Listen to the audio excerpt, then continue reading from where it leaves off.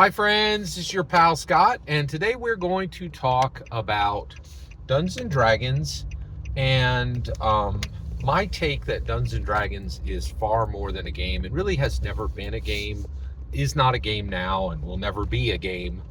And that it's something far more powerful than that. It's this transformative force of human narrative and human identity. It's a transformative force for understanding and leveraging human narrative and human identity to accomplish incredible things. And so this is extremely, and I believe that Gary Gygax crafted it specifically to do that, but disguised it as a game so that it could accomplish the things that he wanted it to accomplish. Because it's like there's parents who like hide broccoli and in chocolate, right? So it's kind of like it's like that, and so I think that's why he did it. Now this is an incredibly unusual take, and I get a lot of flack for it, right? But every now and then I come across a person who's definitely pulling the same rope in the same direction, in my opinion. And I want to talk about that today. So let's talk about Kristin McTiernan's book, Pop Culture Heretic. So first of all, how did I come across Kristin McTiernan? Not from her book. I came across her because she does great content right here on YouTube as the nonsense-free editor. And she is building this incredible service for authors. And I'm an author. I have 2 books that I wrote. I wrote them, I published them, and no one cared. And I kind of feel that novels and traditional books are really kind of an antiquated, highly ineffective medium, and I much prefer YouTube, and I actually consider YouTube the ultimate extension, the ultimate execution of my writing, and it's difficult for people to understand because they have this kind of like old school idea of what writing is, but I actually put a lot of writing into my YouTube. So yeah. So I still consider myself an author. I just give you content every single day on multiple different topics. So I'm very, very interested in her YouTube, and it's excellent. It's a really great resource for any author. Highly recommend that you check that out. It's called The Nonsense Free Editor. She's right here on YouTube. Kristin McTiernan. She's brilliant. All right, but eventually she talked.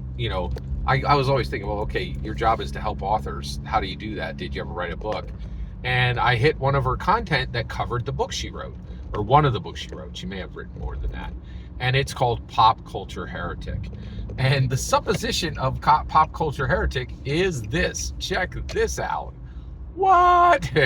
This is pretty wild. All right, so what did she say? What did she say in Pop Culture Heretic? She claims in Pop Culture Heretic that fiction, Pax Americana fiction. I love this term. So one of my absolute favorite comic books of all time is Pax Romana, and it was written by Jonathan Hickman, and it's like a time travel story about Roman history and space travel, and it's brilliant, right? But like many things that are brilliant, nobody knows about it. It's like Jonathan Hickman is quite famous at this point. He's done a really good job of he's done a great job of actually making it as a Marvel writer. Has he done work for DC? I'll bet he's done some, but most of his best work has been done for Marvel, and he may be exclusive to Marvel, but he's done a lot of great stuff. But I love this term Pax Americana, and it means the overall gestalt of Americana, right? And so the moment she said this, I knew exactly what she was talking about. Pax Americana fiction, right? This is our mainstream fiction that we put out. And so her idea is that Pax Americana fiction is more impacting to a person's upbringing than parents or teachers. What? That's huge. That is an incredible statement. And I think it is 100% spot on, perfectly true. Absolutely true. Right? And I think there's just a ton of, and she said, you know, our culture, our religion, our politics, all of this goes through a filter of our fiction. And fiction tells us what's cool, what's memorable, what's emotionally impacting, what's intellectually impacting, what's spiritually impacting. It is a filter that is far more powerful than parenting or teachers. And I think it's 100% correct, right? Then I would come on top of that and say, okay, granted, you're 100% right. And actually, she goes even further than this. She says she realizes that media matters, right? And so she said, in Pop Culture Heretic, she says it's not just books. You know, books are really the incubator for good fiction, right? And then what bubbles up out of that fiction is Hollywood, and Hollywood puts this fiction on blast, and the big and the small screen have absolutely transformed what matters, what we're being told about religion, about culture, about politics, about all the things we care, right? And that Hollywood has massively shaped generations, in ways that has never been equaled in the history of humanity. And I think this is absolutely true.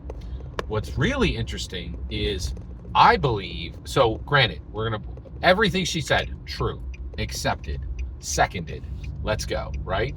Then I would go further than this and say, okay, I see what you're saying, I grant what you're saying, let's go further, right?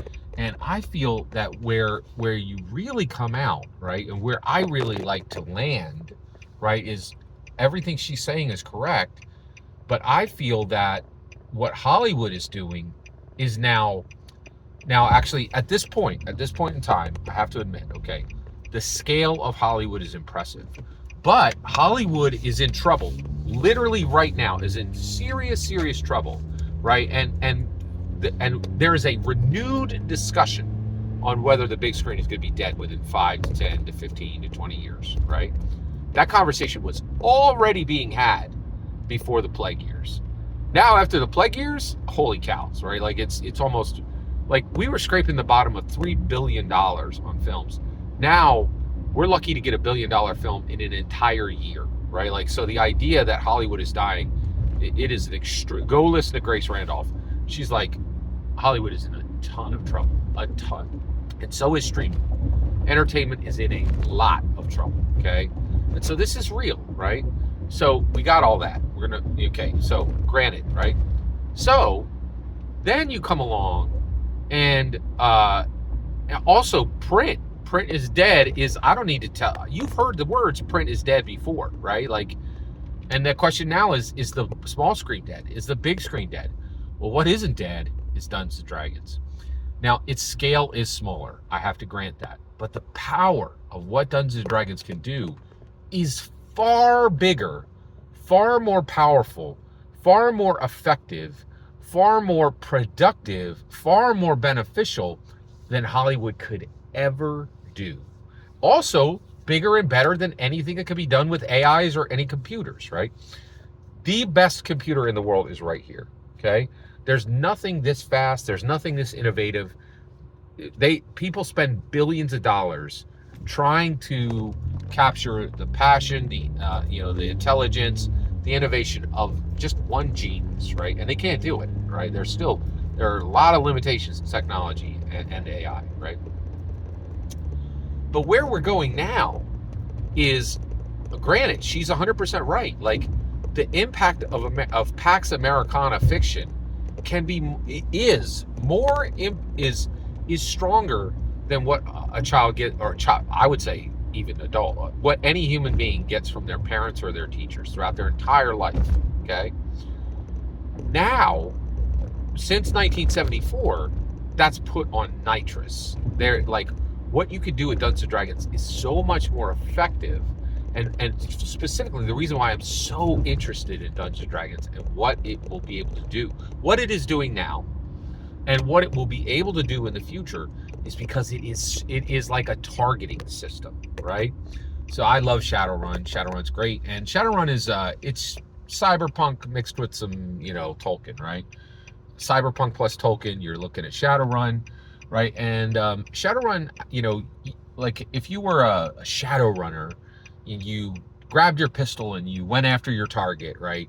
You would shoot, and maybe you had a 75% chance because you were well trained and you were practiced, right? But with a targeting system, that shot would go to 95, 99% hit rate, right? Like on a trained, skilled, you know, Shadowrunner, right? And this is my point, right? Stories and fiction and narrative and how narrative interacts with identity has always been powerful. But what Gary did, it's like a targeting system. It's just so much more targeted. And the reason why is you sit with, you know, with the dungeon master who knows you personally. And that is the part that we've never seen before. Stories that are crafted in real time and can respond to the literal second by second response of the audience. No medium humanity has ever enjoyed has ever been able to do this, except maybe plays, maybe, right? But even there, they were bound by restrictions. Oh, hey, that wasn't in the play. You know, that wasn't in the script. There's no script with Dungeons and Dragons. There's no script, right? So the story can change, and it can be crafted to every single person at the table with personal knowledge of those people and what they like and what they want to do and how they want to manage all of this. It is truly, truly incredible. We've never seen anything like this. And so I really feel that Dungeons and Dragons is really just at a next level of power and ability. And, you know, Kristin McTiernan is telling you Pax Americana fiction has impacted you greater than your parents and your teachers combined, right? And I'm telling you, she's right. And what we can do with Dungeons and Dragons, what Kristin McTiernan is talking about, pales in comparison. This is the most the ability to tell stories with Dungeons and Dragons is the most transformative force on the secular side that humanity has ever seen, bar none. Every single word you just heard in this video is my humble opinion. Nothing more, nothing less. The important part is when I get to hear your humble opinion. When you get in the comments and send your traffic, please consider liking, subscribing, and have a fetch millennium.